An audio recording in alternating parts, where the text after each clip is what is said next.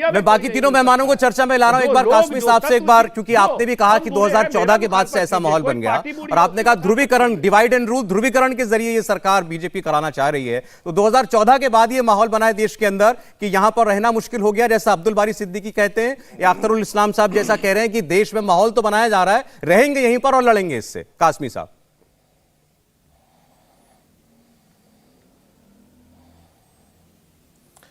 देखिए मेरे भाई, जिस 2014 से अब तक का जिक्र हो रहा है, 2022 में हम लोग हैं, बिल्कुल लास्ट वीक है ये।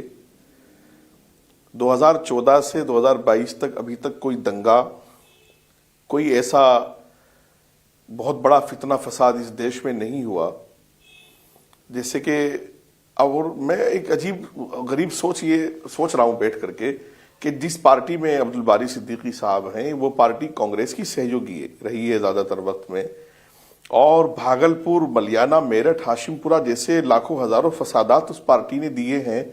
तब अब्दुल बारी साहब मिनिस्टर हुआ करते थे, तब अब्दुल बारी साहब एमएलए हुआ करते थे, तब वो 7 बार एमएलए रह के सदन में इस तरह की बात क्यों नहीं कर सके?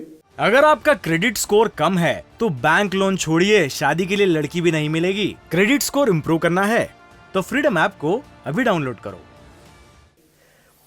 कि देश में रहने का माहौल नहीं है।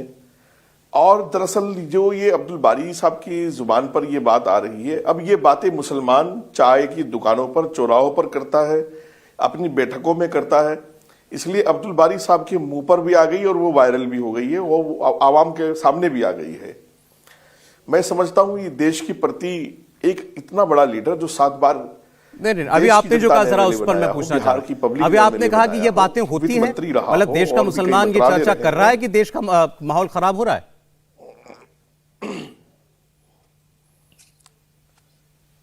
जी, इसी तरह के लोग कर रहे हैं, इसी तरह की बैठक, जैसे अब्दुल बारी साहब या अभी एक एमएलए साहब, और तो ये इस तरह के लोग ही तो चर्चा करते हैं, फिर वही अवाम में आ जाती है।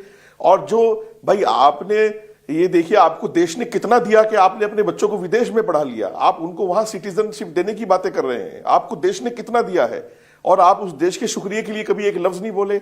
आप उस देश के शुक्रिया के लिए आपने कोई वीडियो वायरल नहीं किया। आपने उस देश के शुक्रिया के लिए कभी कोई बहुत लिख करके, बोल करके नहीं बताया पब्लिक को कि आपका शुक्रिया कि मेरे बच्चे विदेश में पढ़े हैं, आपकी बदौलत मैं 7 बार एमएलए बना हूं, मैं मंत्री बना हूं, मैं सारी इज्जत पाया हूं।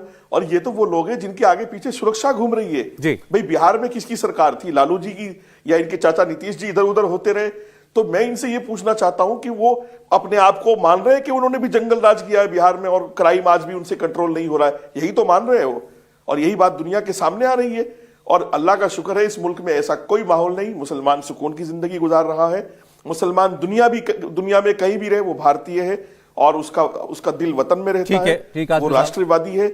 अब्दुल बारी साहब को सरेआम हिंदुस्तान की पब्लिक से और खासतौर से मुसलमानों से माफी मांगनी चाहिए। चलें ठीक, मैं इसका जवाब लूंगा, लेकिन एक बार जरा जेडीयू से हमारे साथ राजीव जी उनकी चर्चा कर लें, क्योंकि उनकी सहयोगी पार्टी है इस वक्त, और राजीव जी की पार्टी नीतीश कुमार साहब जो हैं पिछले अपने कम से कम 2 दशकों की से ज्यादा की पॉलिटिक्स में ज्यादा अरसा वो बीजेपी के साथ रहे हैं, अभी वो जरूर आरजेडी कांग्रेस के साथ चले गए हैं। राजीव जी, तो जो बातें कही हैं अब्दुल बारी सिद्दीकी साहब ने, पहले तो सरकार में आपके साथ हैं, तो आप उनके बयान से सहमत हैं कि देश में ऐसा माहौल नहीं कि मुसलमान अपने बच्चों को यहां रखे?